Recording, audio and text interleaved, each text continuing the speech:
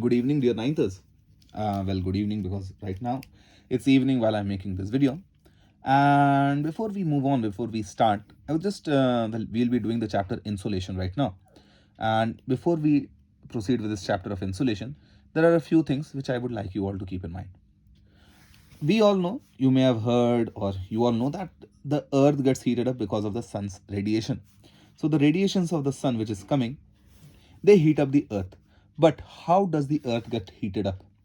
Well, the sun's radiation does not directly heat up the earth's atmosphere. So if this is the atmosphere and if this is the sun, the radiation which is coming from the sun, it passes through the atmosphere without heating the atmosphere. Why is it so? There is one thing you should always keep in mind. You may have heard me telling this quite a few number of times in a class. Higher the heat or higher the temperature,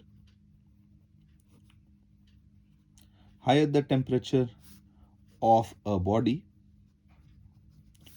more is the energy of the radiation, and shorter is the wavelength. So if the wavelength is short, the energy which comes out is actually very much. And it is, if there is a lot of energy, it means that it will pass through the atmosphere without getting absorbed by the atmosphere.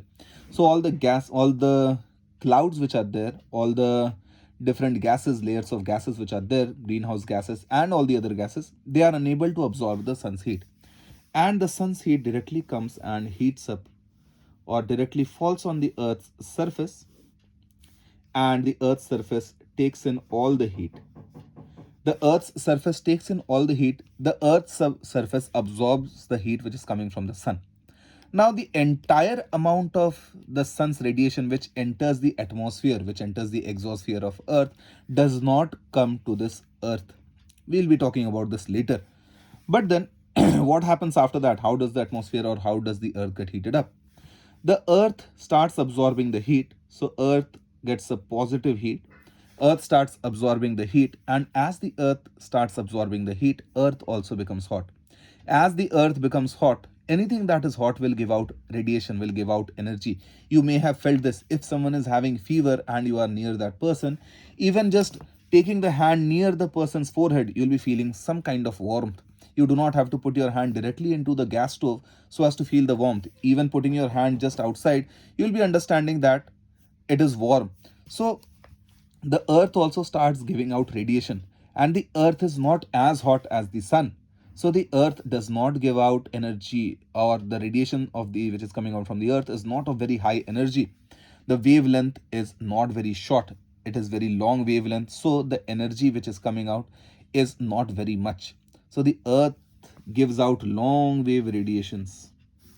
These long wave radiations which are coming out from the earth, they do not have as much energy so as to go through the cloud layer or go through the different layers of the atmosphere. So what happens is that the earth's energy or these radiations are turned back. They get reflected back from these layers of the atmosphere, and these greenhouse effect, or this is called greenhouse effect actually. So it is this greenhouse effect which helps us in, or this is this greenhouse effect which actually maintains the earth's temperature. The greenhouse effect is responsible for maintaining the earth's temperature. Now when we are talking of this greenhouse effect, I guess now you all understand, or you all understood how the earth's atmosphere gets heated up. Now due to conduction, directly it is coming and heating up the surface of the earth. There are a few ways through which the atmosphere gets heated up. This radiation directly hits the surface of the earth, and the air which is just above the earth, this gets heated up. This gets heated up because of the earth's radiation, and you all know that anything that becomes hot rises up. So this hot layer of air rises up. As it rises up, it transfers some of its heat to the other layers of the atmosphere. Gradually all the layers of the atmosphere get heated up. This is happening through convection. We'll be leaving that we'll be talking about something which is very important in determining there's one law of physics, I guess, or there's something in physics called the specific heat capacity. So specific heat capacity.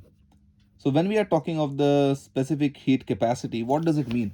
It means the amount of heat which is required by 1 kilogram of a substance so as to increase its temperature by 1 degree Celsius. Something like this. If I have 1 kilogram of, suppose, paper, 1 kilogram of paper.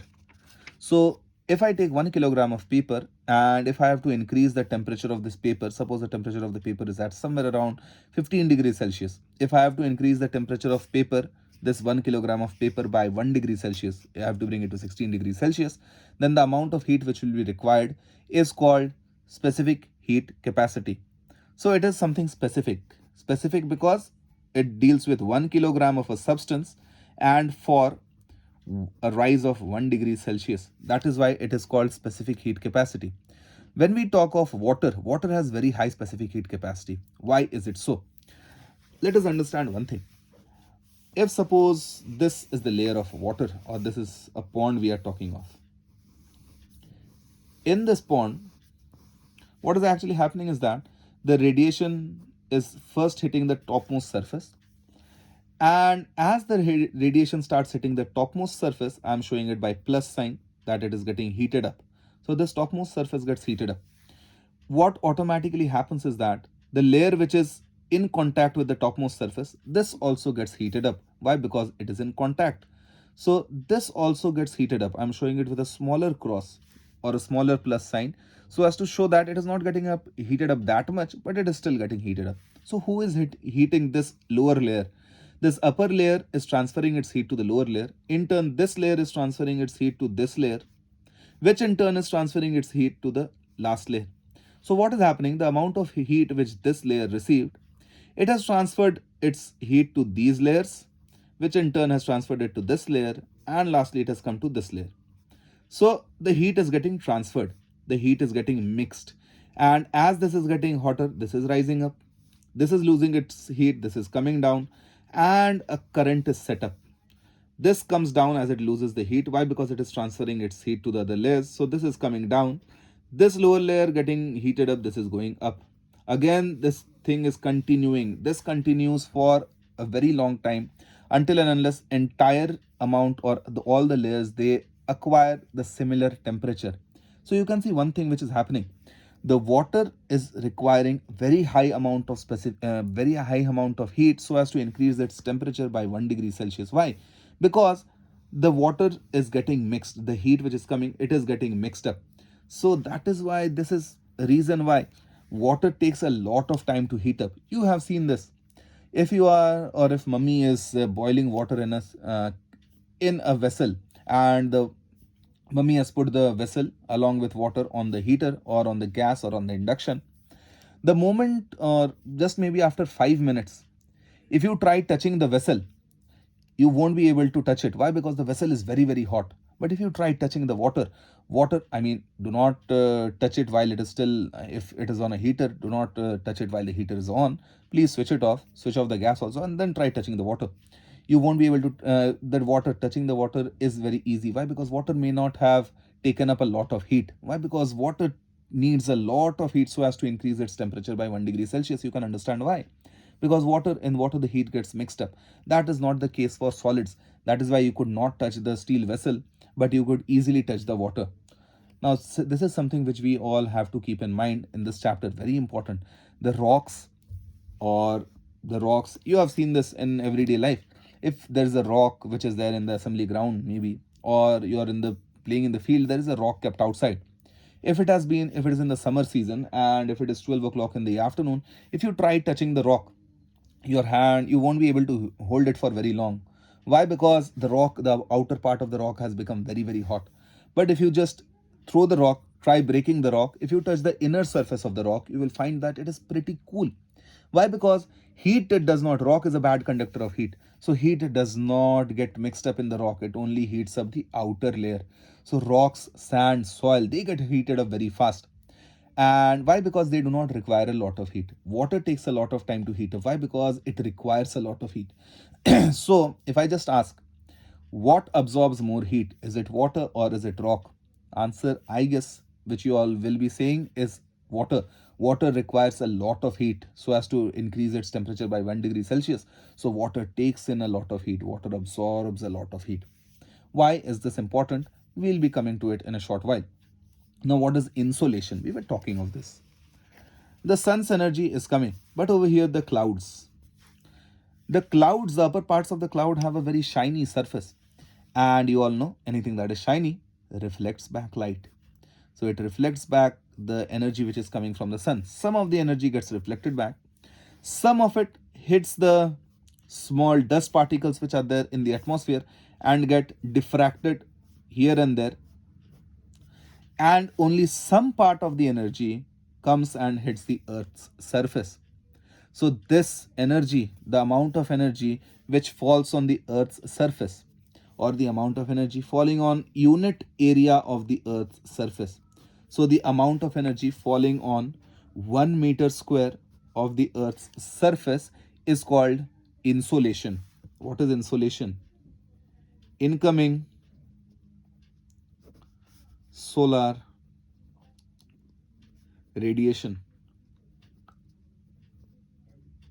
Take the first words in, sol, and lastly over here Asian. It makes it insolation. So this is the chapter we are talking about, insolation. I guess the basics were cleared what I wanted to say. Now when we are talking of insolation, there are a few things, or now that you all know what insolation is, you all know that not every part of the earth, or not every part of the earth gets equal amount of insolation. This is something which you have been experiencing. During the summer months, the insolation is very, very high. The amount of heat being received by our areas is very high. But you can see right now in the winter months, the amount of heat being received by the earth is not that high as it is during the months of May, June, April. So why is it so? It is because the sun's rays are not coming directly over earth. Let us understand what are a few things which affect the temperature of a place, or which will be affecting the insolation. You can understand one thing. The insolation is or insolation is the only thing which is affecting the climate of a place. Insolation is very, not only thing but a very important thing affecting the climate of a place. The amount of heat being received in a place, that gives rise to the heat of that place, that gives rise to the temperature of that place. The temperature also affects the weather climate, weather conditions like presence of clouds, rainfall, and so many other things. So let us talk of insolation. But before that, if I just ask what is the coldest time of the day, you may have felt, if you just look at the weather updates, or if you just look at the climate, you will find that in all the weather apps, be it AccuWeather or be it any app which you are using, your phone does give you the temperature of the day. You'll be finding that the minimum temperature goes somewhere around minimum temperature of the day, or the coldest time of the day is somewhere around 5 to 6 a.m. in the morning, and the hottest time of the day is somewhere around 2 to 3 p.m. in the afternoon. Why is it so? Let us talk of this and let us try to understand what is actually happening over here. So what is actually happening is, let us talk of plus as the incoming radiation. We have understood that there is this incoming radiation from the sun and the outgoing radiation from the earth. Not all the radiation of the earth is taken in by the greenhouse gases. Some of the radiations also escape from the earth's atmosphere and go into space.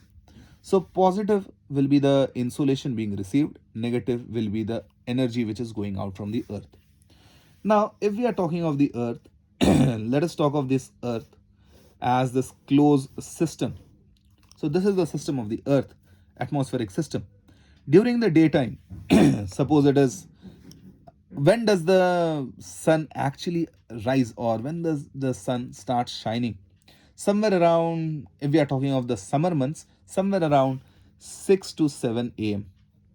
So around 6 to 7 a.m. the sun is now shining properly, and the positive starts increasing. So if we are talking of the 7 a.m., 8 a.m., 9. That way it goes on. Somewhere around 2 p.m., 3 p.m. Let me increase the system over here. 4 p.m., 5 p.m. So we are talking of this time period. So in this time period, what starts happening is this: 7, little bit of radiation incoming, 8, some more, 9, some more, 10, some more. Somewhere over here we have 12 o'clock, 11, some more, 12 a lot. By the time it is 1 or 2 p.m. in the afternoon, a lot of heat. And after that, 4, it starts decreasing, 5, it starts decreasing. So it starts increasing the amount of heat being received, and gradually, as the after 2 o'clock or 3 o'clock, it starts decreasing. And then by the time it is 6 or 7, it becomes 0. No more of incoming radiation which is coming. So what is happening over here? You have to see one thing.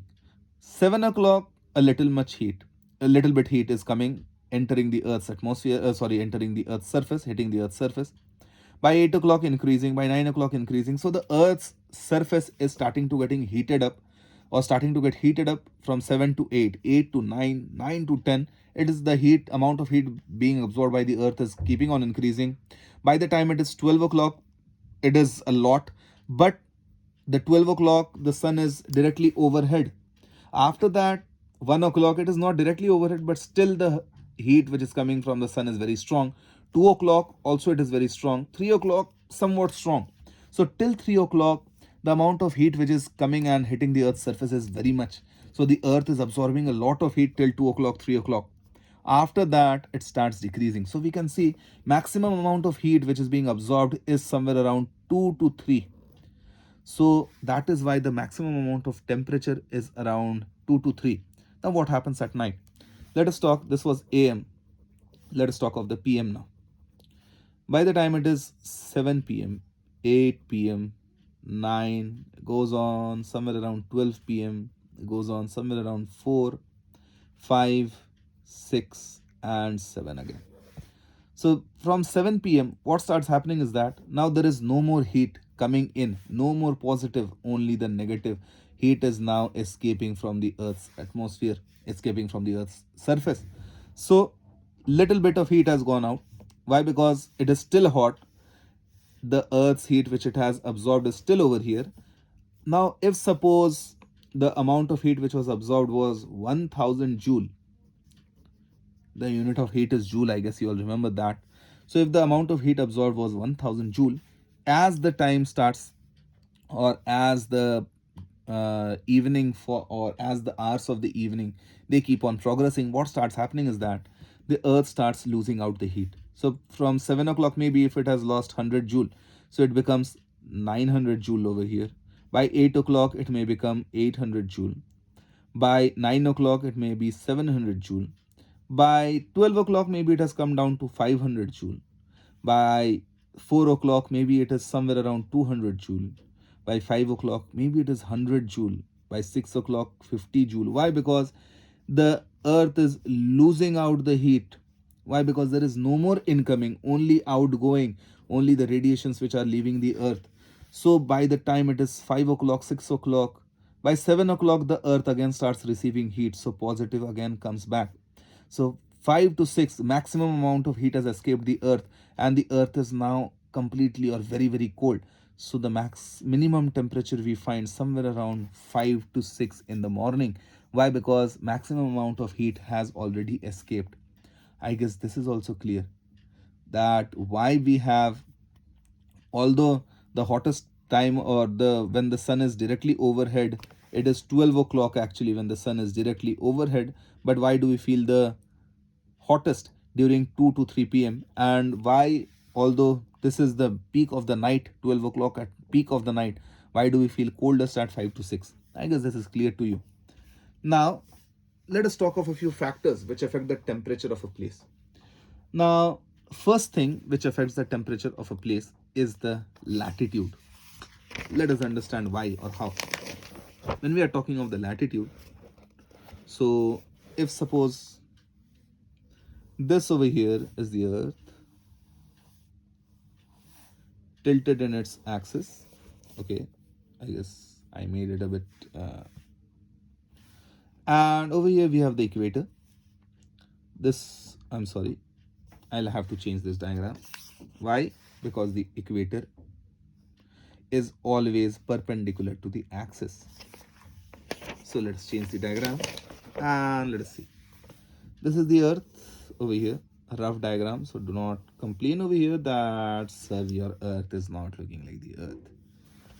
This over here is the axis and this over here is the equator. This is the northern pole. This is the southern pole. And this over here, this is the sun over here. You can see one thing. This is over here the Tropic of Capricorn, Cancer. This over here is the Tropic of Capricorn. This is 23.5 degree north. This is 23.5 degrees south. And this is the 0 degree. So what is happening, you can see, is that right now the sun is directly over the Tropic of Capricorn and slanting over the Tropic of Cancer. So there is summer over here and winter over here.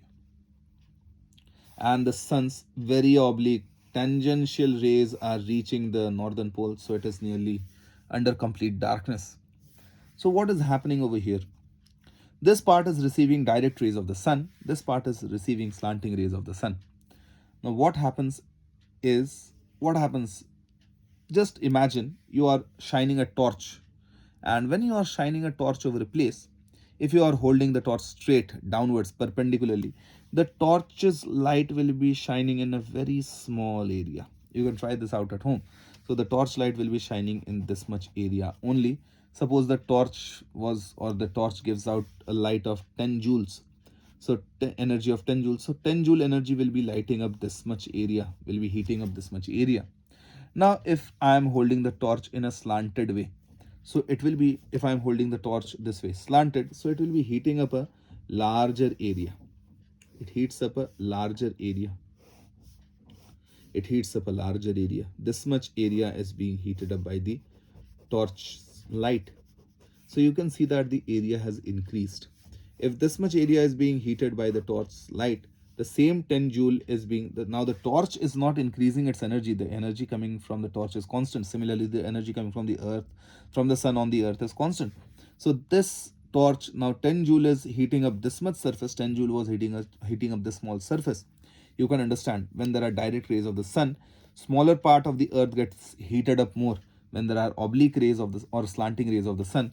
So what happens is that a larger part gets heated up by the same amount of energy. So the amount of energy being received in individual areas is very less compared to this.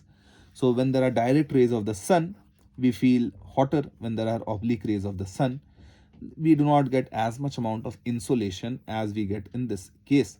So what happens is that if the amount of insolation is less, if the amount of positive, the incoming is less, what happens is that the earth does not get heated up as much. If the earth does not get heated up very much, what will happen is that the atmosphere will not also get a lot of heat. And if the atmosphere does not get a lot of heat, the earth or the atmosphere will not be as warm. So these places will be having winter.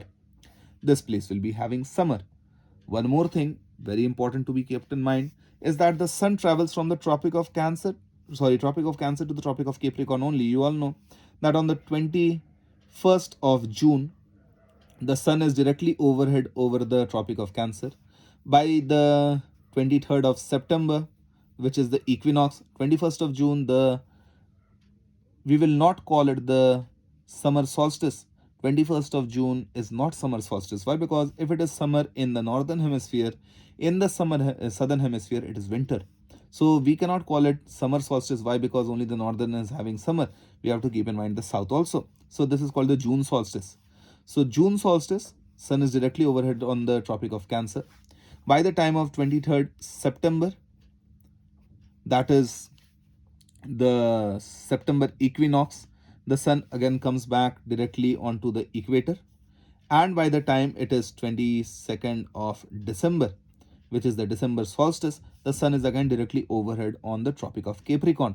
So you can see one thing, the sun's energy or the sun is traveling in between this Tropic of Cancer and the Tropic of Capricorn. It does not go above the Tropic of Cancer, nor does it go below the Tropic of Capricorn.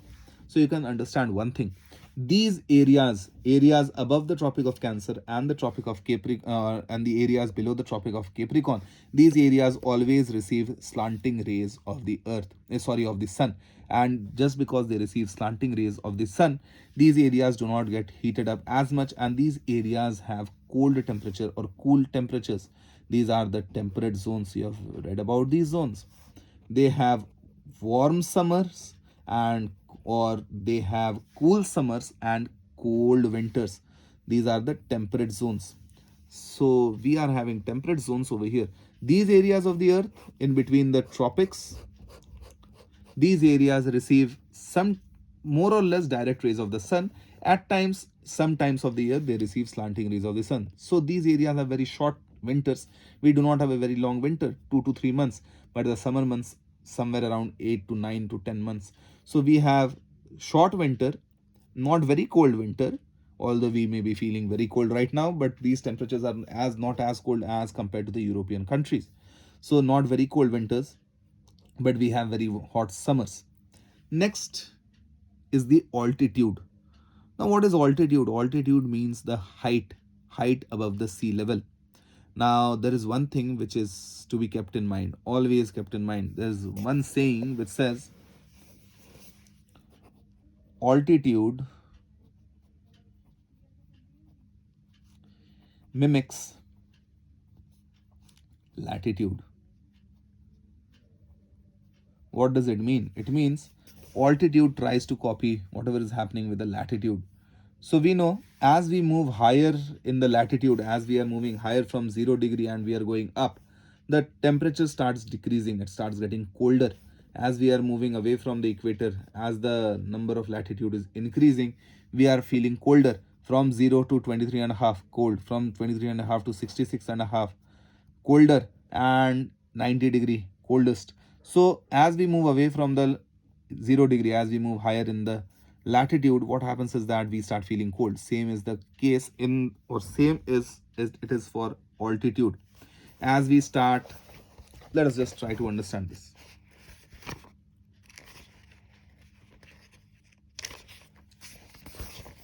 So as we start moving high, let us talk of a mountain.